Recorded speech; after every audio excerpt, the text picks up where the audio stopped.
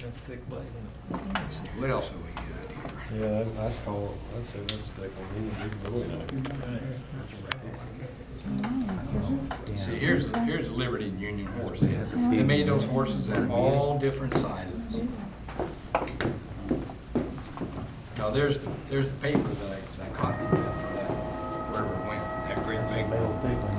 I like that. That's the one I like. That's a real pocket knife. Yeah.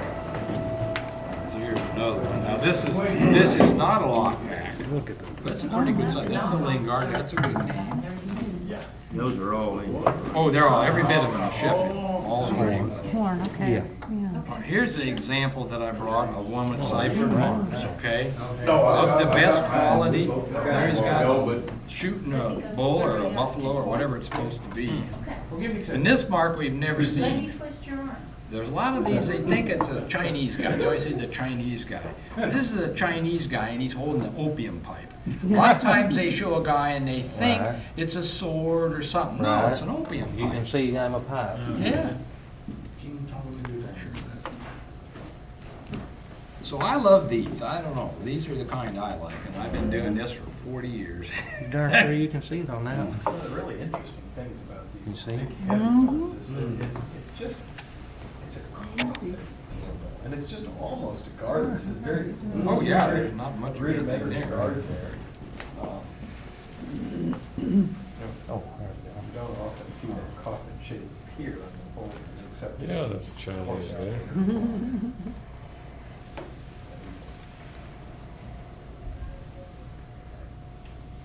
Excellent.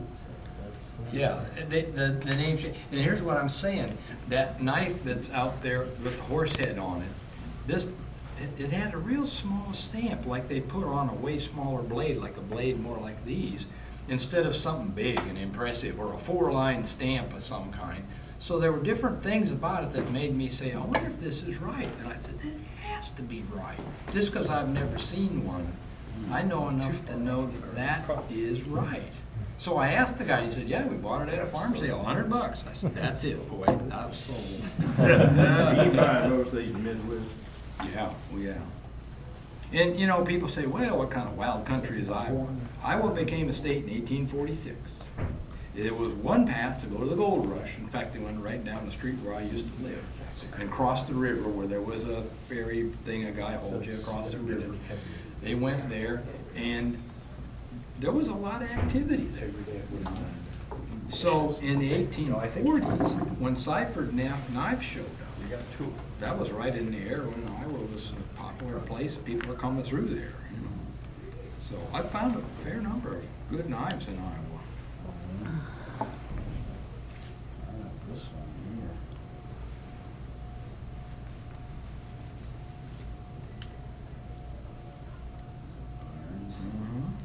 Nothing wrong with Barnes. I have some Edward Barnes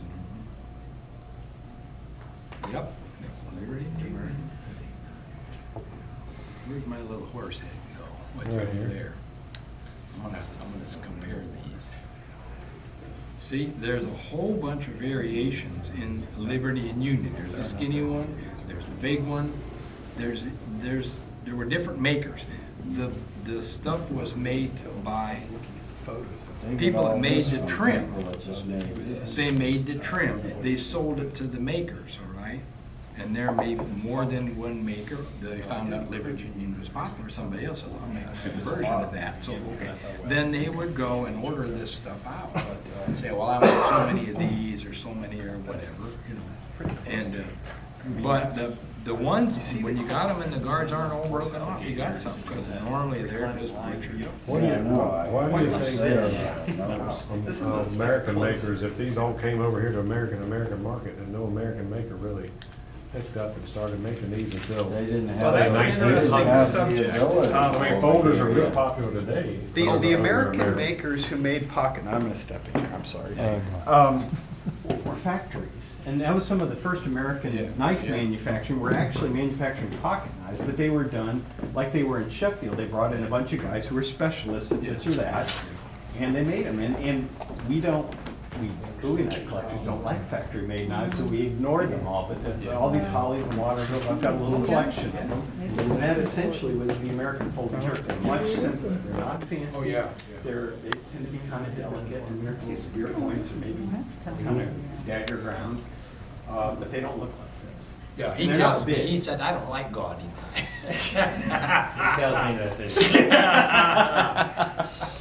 Well, there must be some good factory records or sources. of There's information. not much, there's not much. There's some records of who was in business at a certain time, Oh. which is how I could date some of these cipher marks. I know, well, the company went out of business or was into business or partnered with another guy or something like that. But we're talking a long time ago, 160 years ago, and we thought we should keep records. They didn't keep much of a record. Well, for example, you go back and look at these things, you think, well, what about catalogs? Well, the first illustrated catalogs showing knives are maybe 1870. I think there might be ones 1860. It's all too late. Sure. You know, there are very few pattern books that exist, which actually the Historic Arkansas Museum has 2 of them. One of them actually has a Liberty and Union folding dirk, which is pretty cool. I thought we were going to use, that was something else that got eliminated along the way. But, you know, to have an illustrated record, there is none, basically. And, you know, as far as records of production, whatever, it's all gone. This one doesn't have a lock at all. No, that's a slip lock. Yeah, it's a slip lock.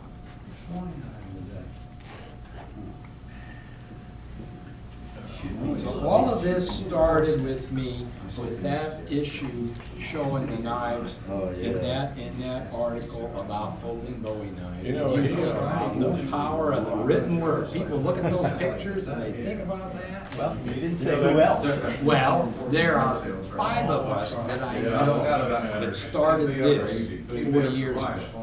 And I think all of us have our stuff yet. Maybe not real active. Still got it. Well, that guy Steve Miller was a rather prolific writer. Oh, yeah. And he had a lot of, not just folders, but. He got into everything. He did all sorts of folk art and all sorts of different Is things. he still alive today? Oh, I have no idea. I had all those. There's a Steve Miller memories. Yeah.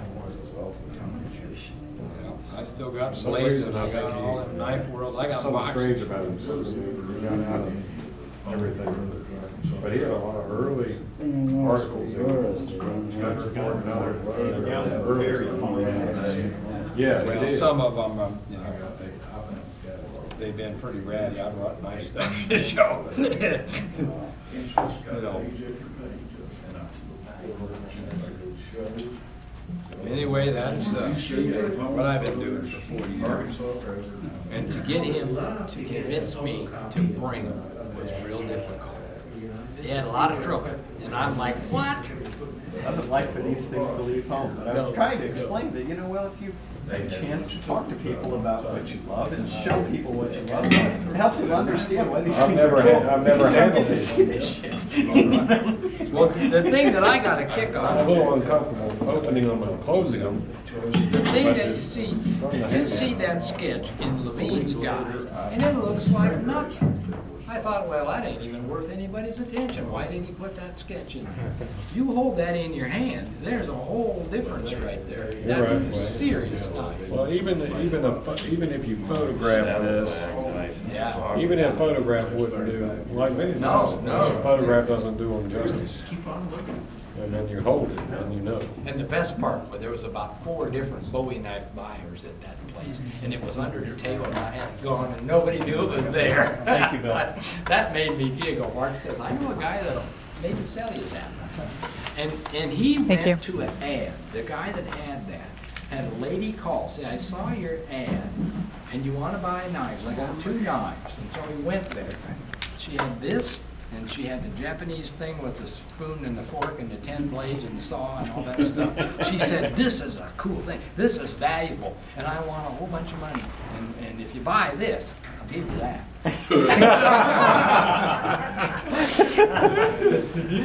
Okay. Sounded like a deal. Yeah, all right. Yeah.